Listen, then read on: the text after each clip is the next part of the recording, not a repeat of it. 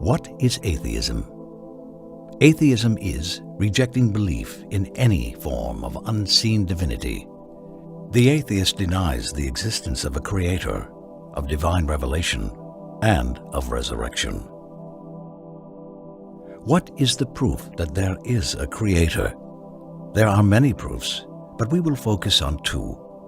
The first is called proof on the basis of existence, and the second is called proof on the basis of providence. What is meant by proof on the basis of existence? Everything is temporarily originated.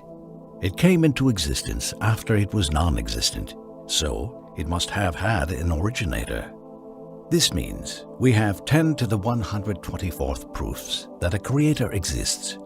This number constitutes the overall number of molecules with their functional activities throughout the universe. By the way, this number is huge. It means 10 followed by 124 zeros. So, everything that originated and entered the sphere of existence is a proof that there is a creator. That is why many verses of the Quran bring the creations into focus. Allah says, "Say, look at whatever exists in heaven and on earth, but signs and warnings do not benefit the unbelievers." Translation of the meaning of the Quran, chapter 10, verse 101. Allah also says what means, "Do they not ponder about their own selves? Allah has created the heavens and the earth, and all that is between them, for a purpose and for an appointed time.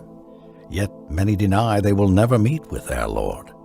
Chapter 30, verse 8. He also says what means, "Have they not looked into the realms of the heavens and the earth, and all that Allah created, and seen that the end of their time might be near? What will they believe in if they do not believe in this?" Chapter 7, verse 185. So everything that has originated is in itself a direct proof that there is an originator. What is meant by proof on the basis of providence? It means that everything ultimately in existence started from the quarks, which are the smallest subatomic particles ever allocated up to the galaxies, carries an extent of functional complexity. This means that each has a specific and specialized function, and a functional complexity necessarily means a grade above mere existence. Existence is a status, and the complexity within the originated thing is a grade above that status of mere existence. So, everything around you is designed in a special method so as to carry on a special function. Hence, everything around you carries a functional complexity, and this complexity is a proof of origination, which means that it must have had an originator. An example of this is the lamp. This is a functional complexity. The electric lamp is made up of a coil, a lead wire that connects electricity to the coil, inert gas that protects the coil and does not affect it or the electricity, a glass bulb that prevents the entry of air or the exit of the inert gas which would otherwise burn the coil, and finally the base of the lamp, which connects the lamp with the socket and ensures the passage of the electrical current. Here, the electric lamp demonstrates a system of complexity that cannot be dismissed or simplified, since it carries a rudimentary, rational indication to the mastery of the manufacturer. Then, the one who denies the masterful formation of the lamp or assumes that it originated by chance is the one required to fetch a proof to his assumption. The lamp maker knows pretty much well what electricity means, how it is conveyed, the benefit of the lamp, and the sensitivity of the coil. That's why the presence of the lamp is in itself a proof on the mastery of the maker, while having a diverse array of lamps can never be a proof that it is all just mere chance.